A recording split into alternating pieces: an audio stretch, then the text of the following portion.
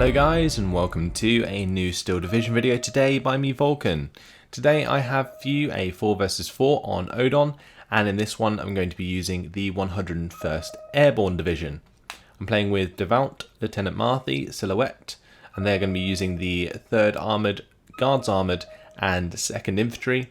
And then on the opposing side we have Sora, Bobblehead, Lau, and Golden Bullet 555, who are using the 352nd, 12th SS Panzer, 3rd Fallschirmjäger, and 12th SS respectively. So this was a game where I thought that I did pretty well in the early phases with the 101st, and then later on it kind of became a bit of a struggle and I made a few silly plays. But it's definitely a good showing of the strengths and weaknesses of the 101st, so that's why I wanted to bring you this replay today. So basically what I'm also going to do today is kind of give you guys a few tips and tricks to get started, because that's something that I've been requested to do in the form of a tutorial. But if I'm going to make a tutorial, I tend to want to make them as comprehensive as possible. So I'm not going to do like a direct tutorial straight away because it takes a lot of time. So I just thought, like, in the next few gameplays I might add a few extra tips so that you guys can get started in the game, because I know a lot of you bought it over the Christmas period where it was on sale. So let's just have a look at what we're doing here. So initially it's quite hard to explain because we're not in a live game, but this is a replay obviously due to this bar being down here. But the idea is that you obviously place your units at the start of the game and you give them orders from the start. Unlike in Wargame, which was the previous game, you can select your units and give them orders in the deployment phase, which allows you to basically not have to micromanage at the start of the game when all of your units just suddenly rush off in a certain direction. The other thing to note is that you should always place your vehicles on roads at the start, because the fast move command, which I believe is F by default, basically will move a unit up a road and take it to the location in the fastest way possible. Sometimes it will cut corners if it thinks it's faster, but otherwise it will mostly use roads, and that's pretty important to note. The other thing is, just a little tip, is always bunch up your units as close to the start line as you can, but still on the roads. So you can see here, I haven't really done it as close as possible, but you can left click and hold and drag units and then like put them all much closer to each other. And it's really useful for just making a little bit of extra ground on your enemy at the start of the game, because most people rush up to the 50-50 and this isn't always the best move. It is dependent on the map. Like in my case here, moving up to this area, I can afford to like fast move all the way to here. And that's because it's unlikely that the enemy, based on the roads, is going to get here at the same time as me. So I can take advantage of that and therefore gain this territory on at least this side of the river. On the other side of the river, it's going to be in their favour, because as you can see, these trucks will come down this road and be just straight into the back of this forest. So we'll be deploying either side of this forest, which is actually, you know, in terms of map balance, in my favour. And the same goes for here, because the road's so wiggly, coming down onto this river area with these bridges, the blue side generally can get up to this bridge, or at least here, and stop units coming across these bridges before, you know, the enemy starts firing back, and that's pretty important to note. Whereas like on this side, for example, the red team will get over the river and to the 50-50 probably before the blue team will get to the 50-50, and the same goes for this side, because of the roads again and the fact that there's a double bridge here. It's going to be easier for Sora to get to the 50-50 before it is Silhouette, and that's just something that you've got to try and work out on all of the maps going forwards. Like if you're new to the game, definitely like try and work it out at the start. You can see here my deployment was pretty long, so I had plenty of time to think about what I was going to do in this game, and the main idea was that I was just going to try and secure this forest area to give my team at least a +1 or plus, at least a +1 throughout the game, but that would be at least 1 or 2% territory just from controlling these forest areas, which is relatively easy to do based on the division that I have.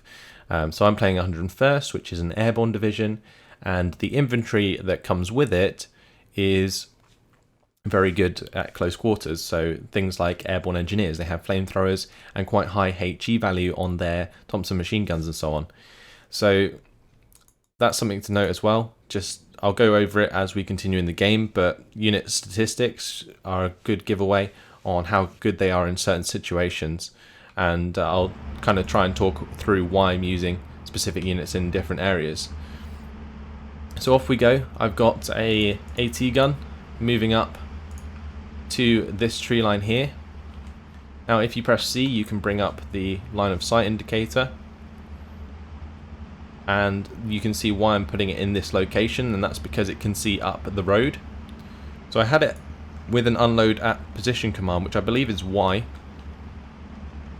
and they're just going to automatically go into that tree line and set up, and if anything comes down this road or tries to, it will get shot at by my M3 gun. I've dropped pathfinders into this building. They are my recon, allows me to see into this tree line here, and then I've got an airborne leader. Always important to have like a leader unit with the star next to it, next to your unit, so that you get extra veterancy for your units. You see in this area I have 2 units of airborne engineers and an airborne leader.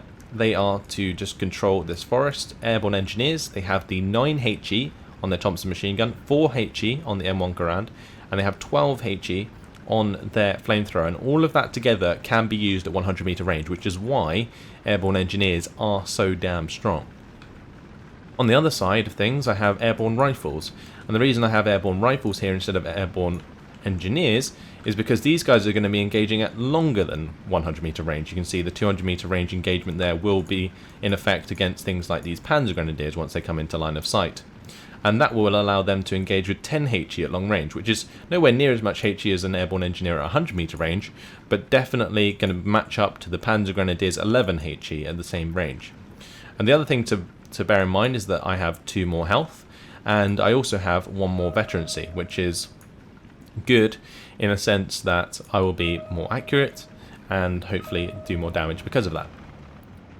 Now let's go to my perspective, and we will talk through the rest of the game. So I've just got some pathfinders here. They're pretty quick on their feet, so just going to be moving them up to try and spot some units for me. I've got an M3 gun here, and that's quite simply to kind of watch out for this right side and also for this left side here at the bridge. So it's working out quite well there, with my opponent bringing a half-track in line of sight. Now Bobblehead actually recently became a patron of mine, which is quite something, and I'll take the opportunity now to thank him for that.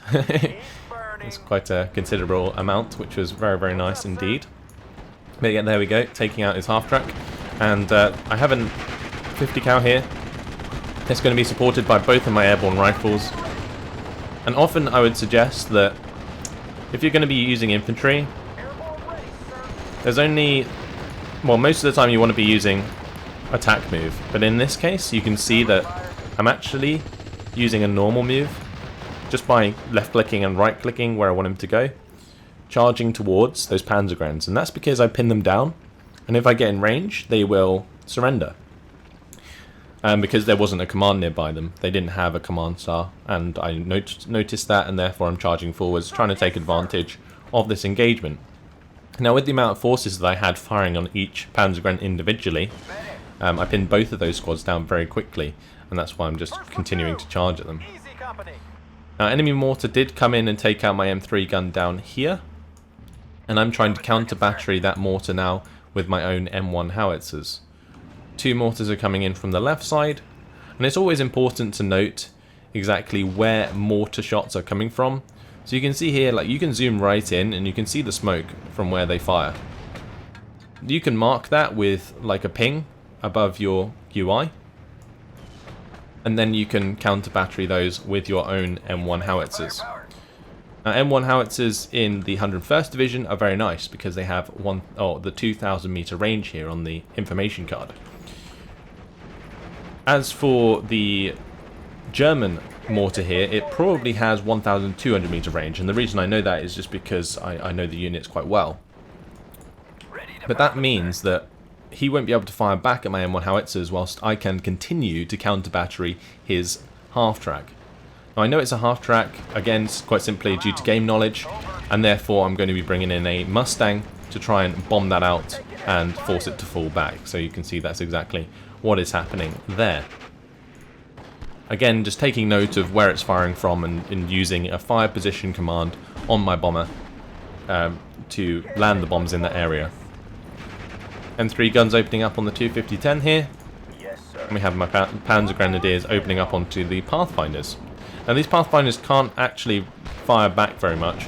They have only one, or probably like 3 HE at 200 meter range.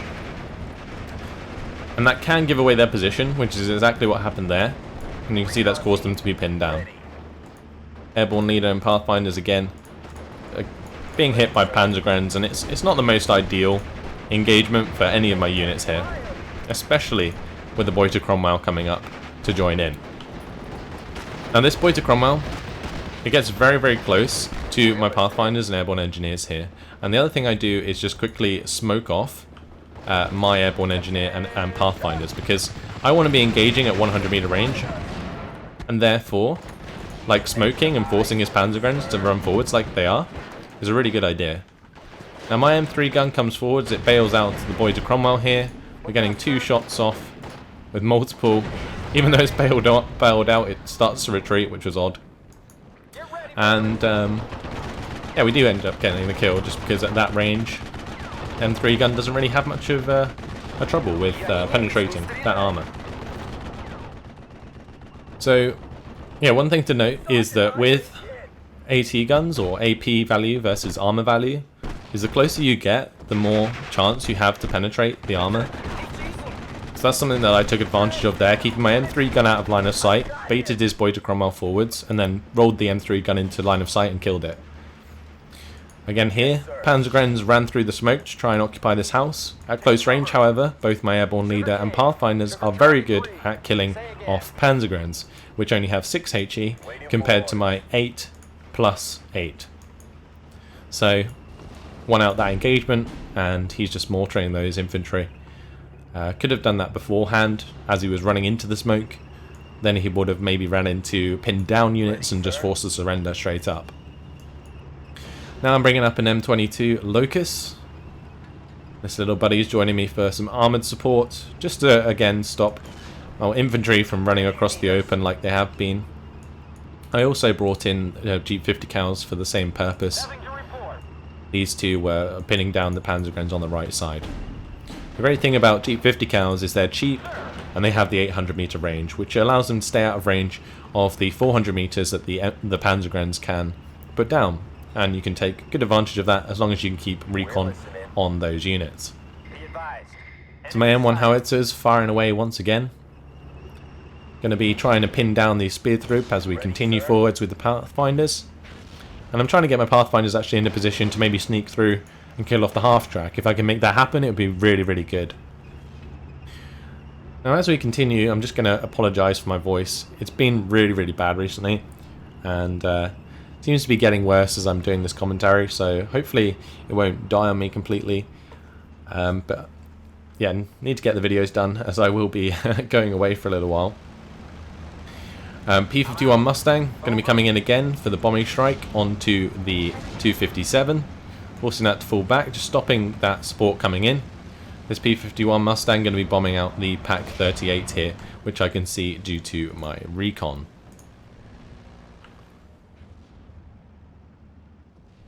So that's probably something I spotted earlier rather than right now. Anyway, Panzer Grenadiers, they only have 3 health left versus 12 health. Makes quite a big difference. At close range, the airborne rifles aren't exactly bad. They have 11 HE, so going to definitely overpower Panzergrens anyway. Pathfinders here are using their gammon bombs to try and kill off this 251-17, but considering the gammon bomb takes a little bit of time to reload, you can see I ordered them back there, then attack moved them forwards again, and I'm just going to keep doing that to avoid them being hammered by that 20mm for longer than they need to be. Pathfinders are coming over here to engage, or the Panzergrenadiers are coming over to engage my Pathfinders. Now, one-on-one, the Panzergrenadiers would probably lose against the Pathfinders, but with the help of the Panzergrenadier and their close-range engagement of the MP40s, it doesn't work out and the Pathfinder actually ends up surrendering. As you can see on the right here, we have a +1, currently 55% territory lead. I've made a lot of ground over the 50-50. The 50-50 starts about here, so having this nice old salient is really good for us. And my Jeep 50 Cal is currently just driving forwards into that in order to make me as much ground as possible. We also have Silhouette on the right side, who's doing a great job holding that position with these rifles and Ranger Leader, which are actually quite low on health, so he's going to have to be a bit careful about that as he moves forwards. M1 howitzers are still firing away, and I'm just absolutely hammering this forest area so I can move into it with some infantry and maybe take control of it. Currently 3 M1 howitzers in the field. I brought over my M22 Locust as well, just to cover the edge of the tree line. You can see where it is at the moment is a really nice position, because it can shoot all the way down this side of the trees and all the way down this side of the trees. And this is always something that you want to consider whenever you're placing units around. For example, my Jeep 50 Cal is here. I probably could have had it further over to the left, tucked up to this tree line, so that it was harder to kill by the enemy. So here comes my infantry after that artillery's pounded that tree line. I've done a lot of damage to the squads here. I took out the spear throat that were there, and that's going to allow me to basically try and take that with the infantry that I have here. So, glider rifles, they're going to be a zooming over as well. That's my choice of leader unit, because they are a 10-man squad and they have a bazooka, which is really, really useful. I've now also got supply coming in, and supply is very important. Always make sure you have at least one card of supply on your divisions, so that you can resupply things like your M1 howitzers or other mortars.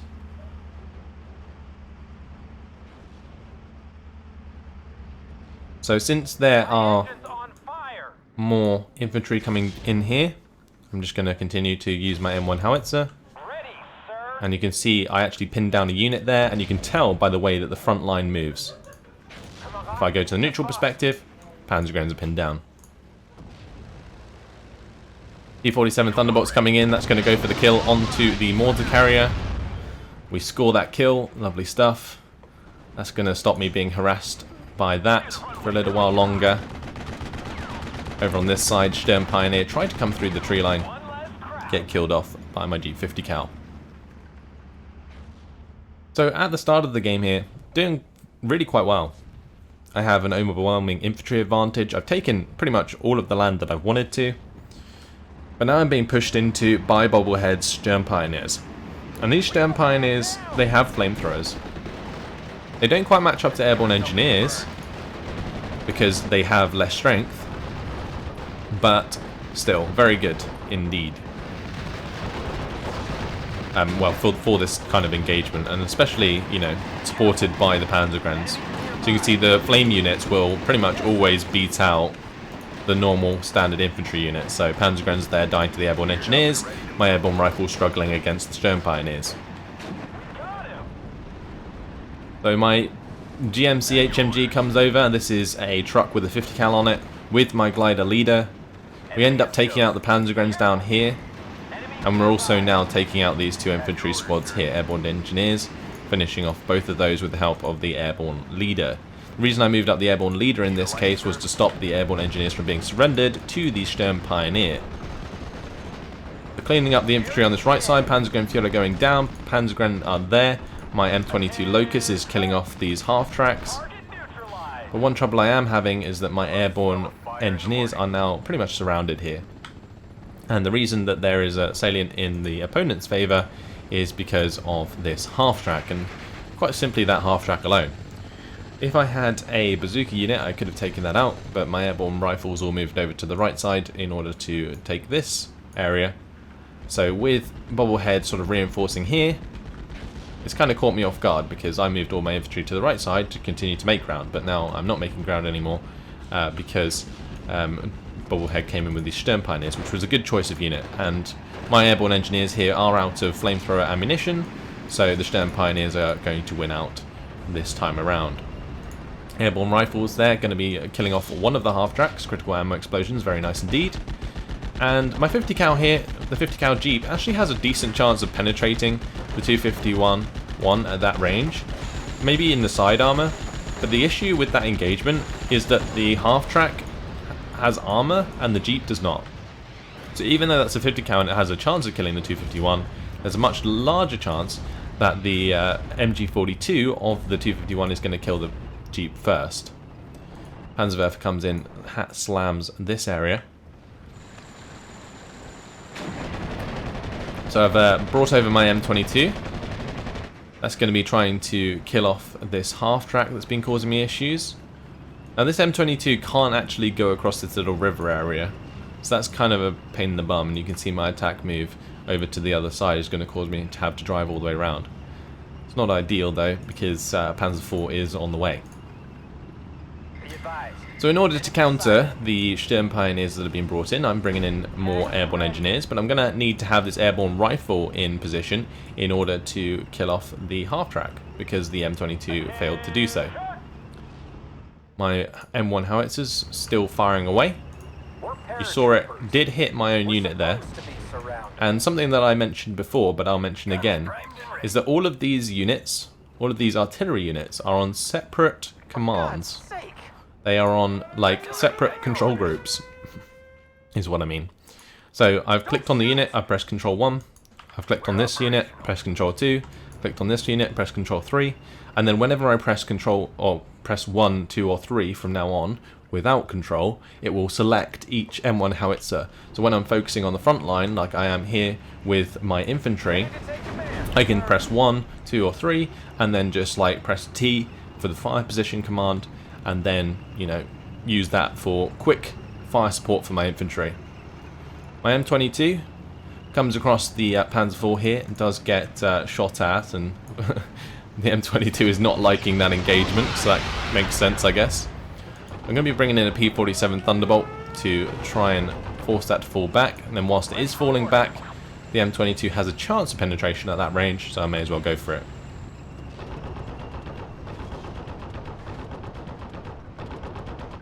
.50 cal's opening up onto the MU-109. For some reason here, I probably didn't micro this M22 very well, and had it sort of move across and block its own line of sight, so it only had a little bit of line of sight onto the Befehlspanzer IV. Definitely should have been like trying to chase down that Panzer IV though and find the kill onto it. This half-track's still an issue because the Panzer Grenadiers that I did have here died to the Sturm Pioneer. It's just a matter of getting my Airborne Engineers back into the centre of the forest where the half-tracks don't really affect me. Now while that Panzer IV is out of the way, it's time for my M22 to try and clean up some of these half-tracks so that it makes some space for my infantry. Because as you can see, it's been really hard for me to push out of these trees, and that's because I don't have any sort of armoured support in order to do so.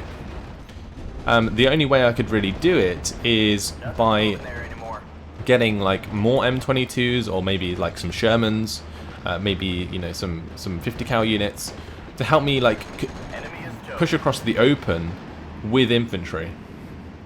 Anyway, take out 2 units of Sturm Pioneers, one here due to the Airborne Rifles engaging out of range of their flamethrower, and over here due to the Airborne Engineers just killing a low health squad. So at close range, that's not ideal. These Airborne Rifles being attacked from 2 sides here. We get pinned down, that's going to be surrender. That was nicely done by Bobblehead there. He brought in the Sturm Pioneer, had the half-track covering the edge of the tree lines, and yeah, caught me off guard there. But it's time for my Airborne Engineers to arrive. Now with the 101st, in the early phases, you do have quite elite forces. So my Airborne Engineers, the Airborne Rifles, they are your elite forces. When you move into phase B and C, you get things like glider rifles, you get engineers, and then you have the glider leader to accompany those. So that's what you can see happening now. My engineers are now moving up. These are my reserves, and they are pretty damn good at close range. They have a 20 HE power grenade, and that can pretty much one-shot enemy infantry squads that are lower than 10 health. Generally, if you hit a squad with 10 health with a HE grenade that's 20 HE, it will probably take it down to about 2 health or 3 health. But often if you're under 10 health, then it will just one-shot the squad. These airborne engineers are a good choice at going up against the flamethrowers, because the flamethrowers have a longer aim time, and therefore the grenade will be thrown, you can just run away and then let the grenade explode and the squad will be dead, or at least pinned down. Now whilst this is all going on, I'm allowing my recon to spot units for me. So you saw me get a Pack 38 kill, it popped up by the minimap, and that was right here. I'd spotted that earlier due to it firing at, I believe, a unit of silhouettes or my own. And yeah, just making sure that you pick off those extra units just makes it much easier to push when you decide to. Focke-Wulf 190 going to be coming in with its bombing strike. That's going to be killing off the M3 gun there. I have 2 Mustangs on standby though, so going to make short work of that bomber. And these both have their own bombs, so I can use them for that. But definitely remember, guys, that most airplanes can be used as multi-role fighters.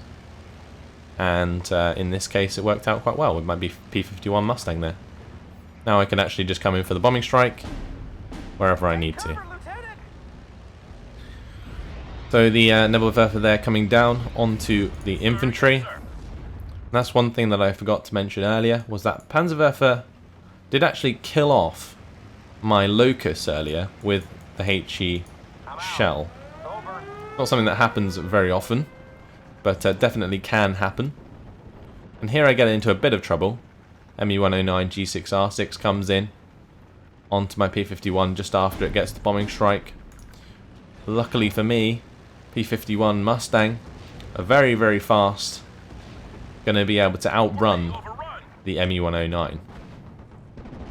Now, since there is enemy infantry on the right side of this tree line, and I don't want my units here to be surrendered, I'm just hammering it again with all of my M1 howitzers, just making sure that this Sturm Pioneer and the Panzergrenadier doesn't win against my engineer and glider leader, which was the purpose of this Panzerwerfer firing into the forest in the first place. M3 guns taking a shot at the Panzer IV. Going to be bouncing those shots.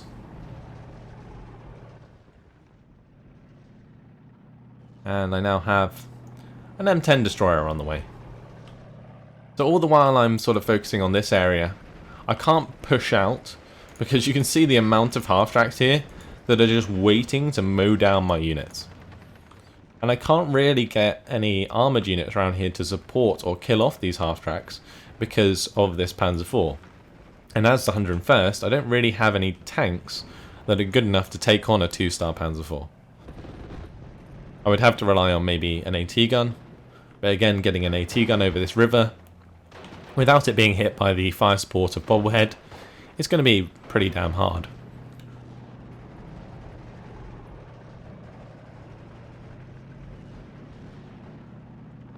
So the idea of this M10 is to take out this Panzer IV and possibly any of the other half-tracks here, so that I can start to push alongside Silhouette, who was making quite a lot of ground over the other side of the river here. Now the reason I'm focusing on this area is because over here I just want to remain defensive now. I'm not going to continue to push out in the open as I explained before. So this is just quite simply defensive. Going to be using the M1 howitzers to support that, but all the while I do want to still make ground. So of course I'm going to be bringing over this M10, and the reason I'm bringing it over to this right side is because it's the most open area where this M10 can actually make use of its 1,200 meter range to engage things like the Panzer IV and the half-tracks and so on. So also bringing up an M22 Locust and a second M10. The M22 is going to be my command to keep these M10s at 3-star veterancy. I also thought I might go for the town as well, so you can see my howitzer fire coming in, and that's in hopes that I can maybe bring up some infantry or advance with my pathfinders in the future. So CGMC, I bring that up to provide some AA, because I want to be able to win any air engagements I have, and you can see the double Thunderbolt P-51 Mustang strike onto the units here. I tried to take out this 251-17 because it's a 20mm anti-air unit, but that wasn't ideal. And what's going to happen here is the Befehlpanzer IV finds my CGMC and takes it out that line of sight there. Really, really unfortunate, because I wanted to have that CGMC kind of behind this tree line so that I could have it as far up as I wanted to help any air engagements that I had. All the while though, Bobblehead's continuing to reinforce this area with more Sturm Pioneers, me trying to double team my airborne engineers there.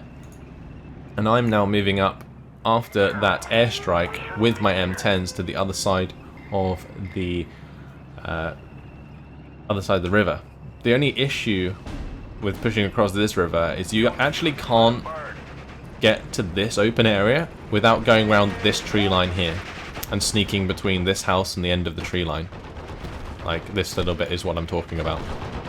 It's the only way to get to this area across this bridge.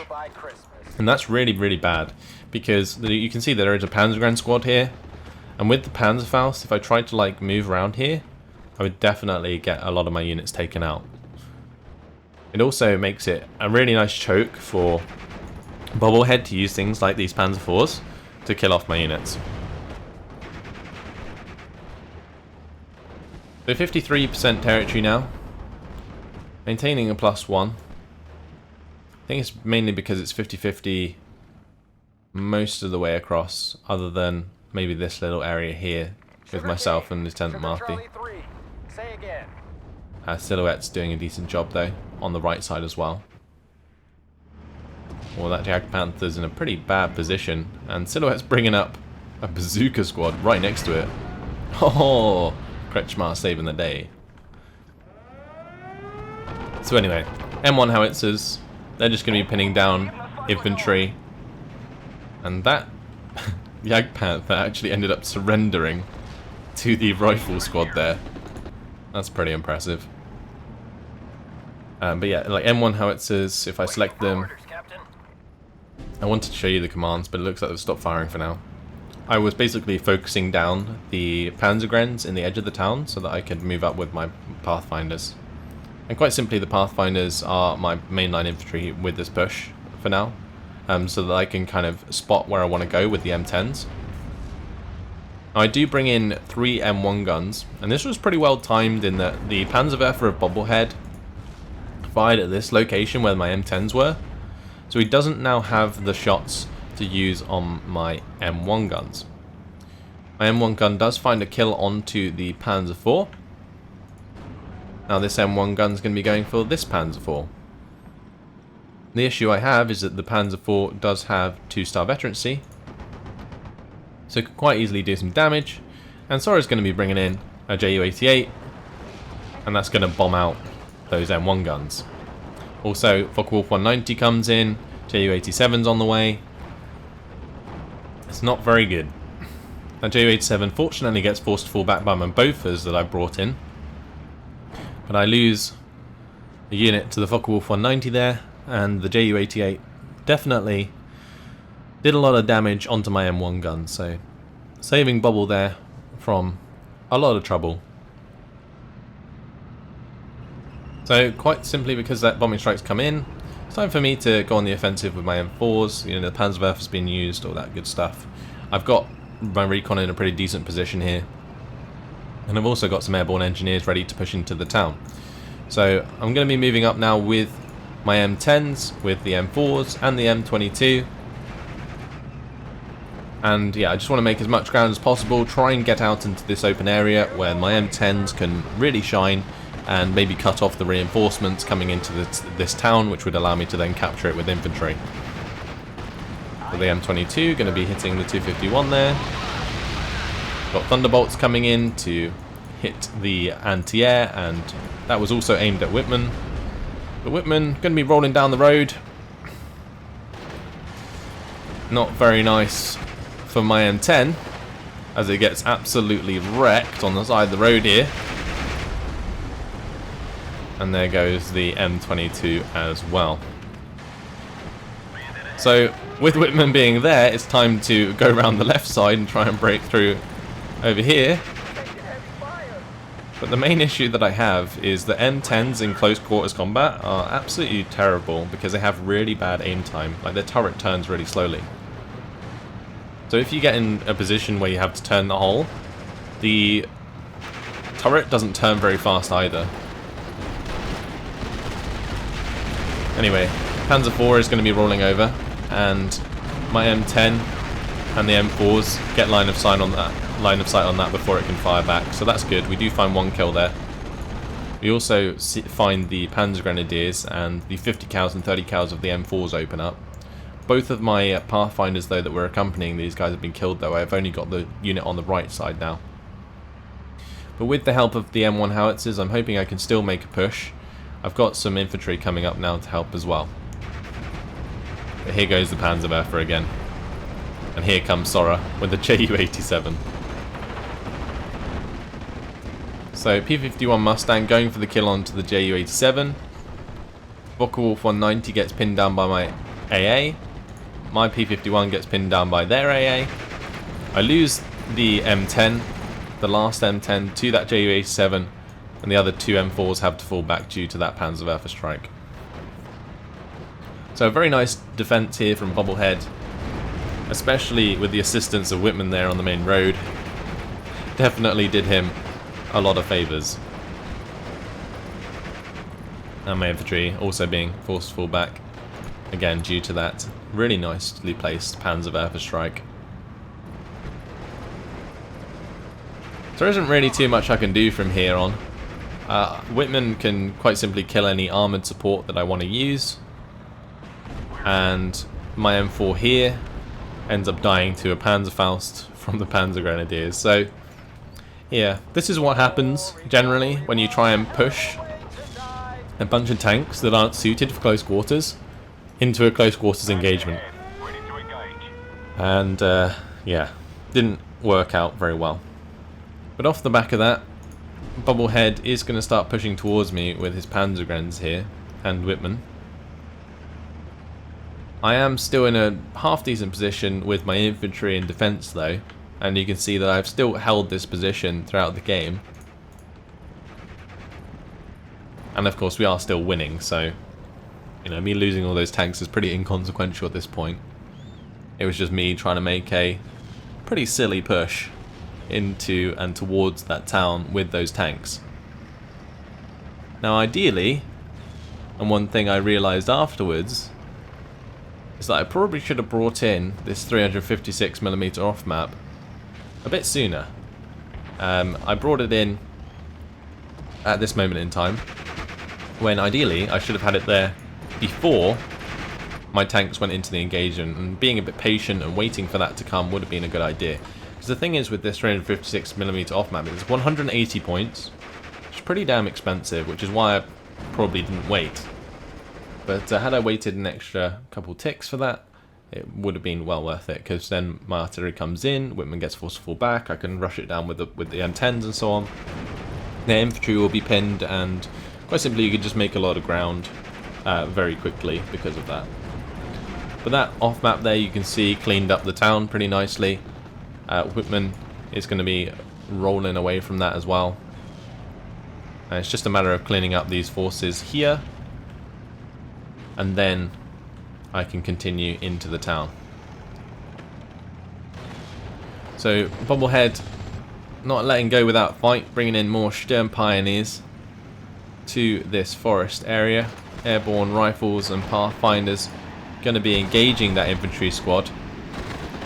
Now flamethrowers aren't always the best infantry on infantry. You can see here, just with a little bit of micro bringing the airborne rifles out of range, I managed to, you know, change the targets here and stop the airborne rifle from getting pinned down, bring them back into line of sight. Stern Pioneer does the job.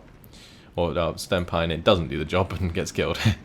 My M1 gun on the edge of this tree line tried to sneak out and kill the Panzer IV, but failed. Got killed by the 251. Panzerwerfer came in there and killed off my 50 cal and pinned down my infantry there, but that's not too bad. My off-map came in again, this time picking up another half-track kill, bringing up some AT guns, and they are hoping to be able to sneak into these tree lines and kill off the half-tracks in my way on this side. Airborne rifles also there, hopeful to get a bazooka shot, but missed.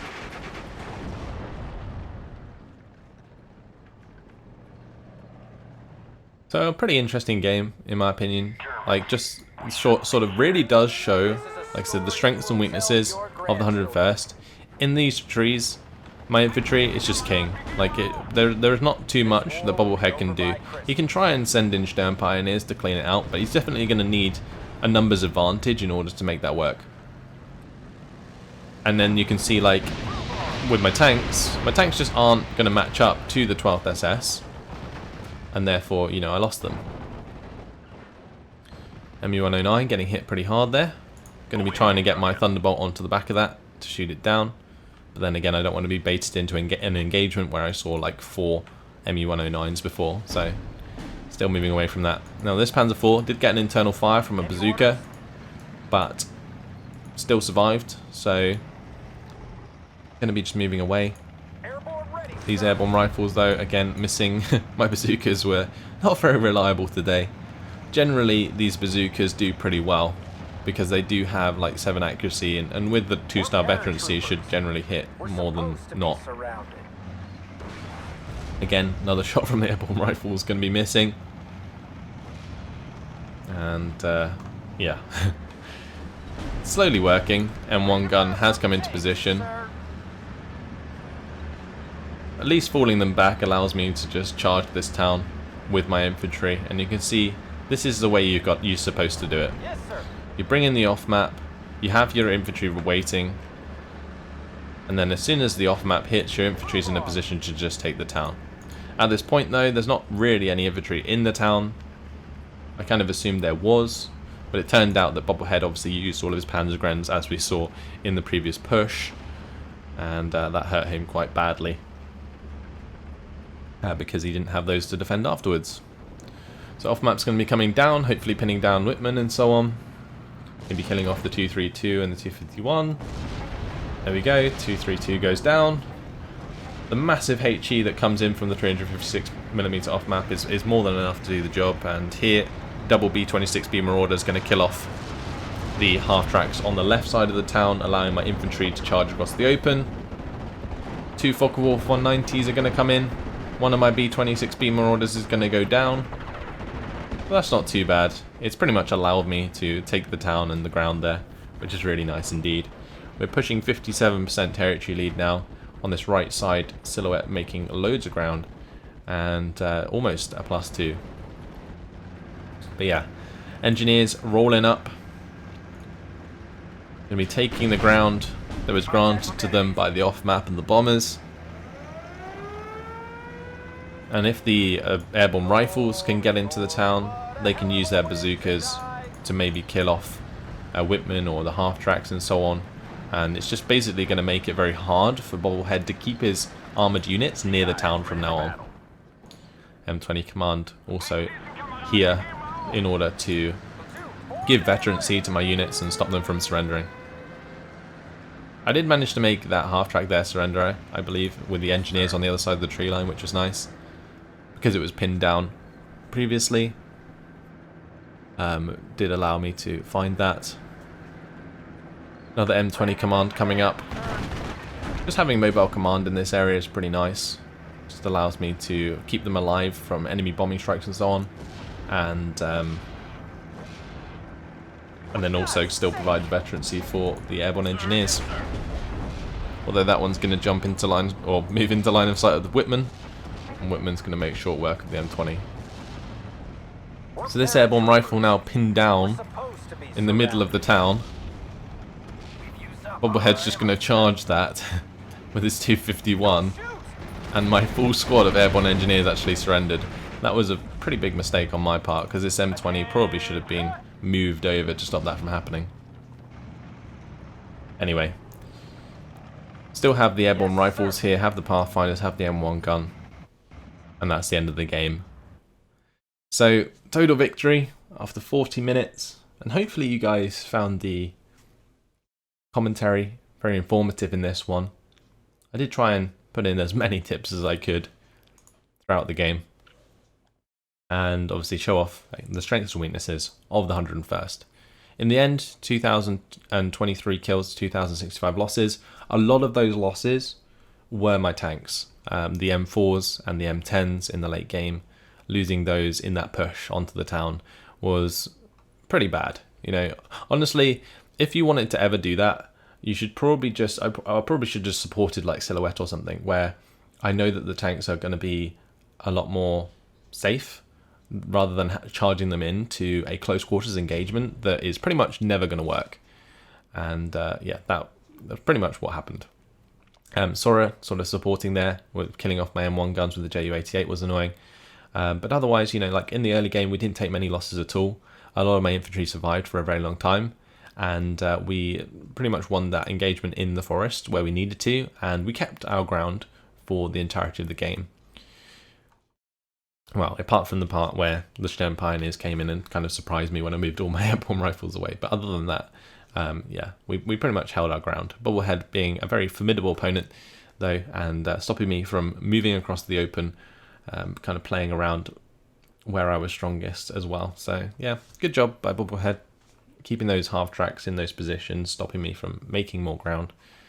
And yeah, it's just really nice. But you can see how easily the airborne engineers and airborne rifles rack up kills on enemy infantry squads. This airborne engineer taking out 3 Stern Pioneers, quite simply due to the extra health that they have and veterancy compared to the 12th SS. These engineers also found 3 kills, and one of these M1 guns actually picked up a lot of those half tracks towards the end there. But yeah, that's your lot. Hopefully you guys enjoyed it. Thanks for watching, and I'll see you in the next video. Goodbye.